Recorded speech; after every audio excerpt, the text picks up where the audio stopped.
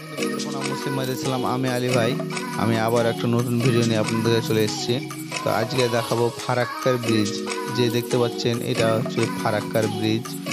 ফারাক্কার bridge যে তৈরি হয় বহু বছর আগে, সেটাই আপনাদেরকে দেখাবো।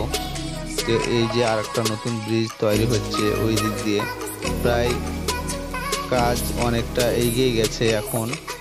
তো ভিডিওটা অনেক দিন আগের করা, আমার ভিডিওটা এখন শেয়ার করছি আপনাদের কাছে। এই যে দেখতে পাচ্ছেন গেট, এই গেটগুলো নামানো হয় নিচে পানি দাঁড় করানোর জন্য। একদিকে কম আর একদিকে বেশি পানি থাকে।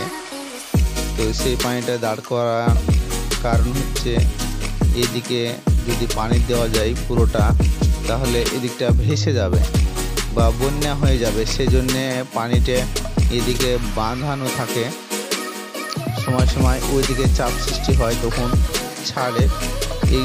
এই যে দেখতে পাচ্ছেন চ্যানেল অ্যাঙ্গেল দিয়ে তৈরি করা, এগুলো হচ্ছে গেটের প্রসেস, মানে গেট বানানোর, এটা পানি রক্ষার জন্য করা আছে। আর এটা হলো ব্রিজ, পাশে দেখতে পাচ্ছেন এটা রেল ব্রিজ, মানে একটাই ব্রিজ, রেলও চলে, পথযাত্রী সব কিছুই একটাই। সব কিছু এটাই হওয়ার কারণে অনেক চাপ সৃষ্টি হয় ব্রিজটার উপরে। সেই জন্য আরেকটা নতুন করে ব্রিজ তৈরি করছে পার্শ্বে দিয়ে। তো যতদিন পর্যন্ত ব্রিজটা চালু না হচ্ছে ততদিন এটাতেই চলছে। মুর্শিদাবাদ মালদা যাওয়ার একটাই যোগাযোগ পথ এটাই।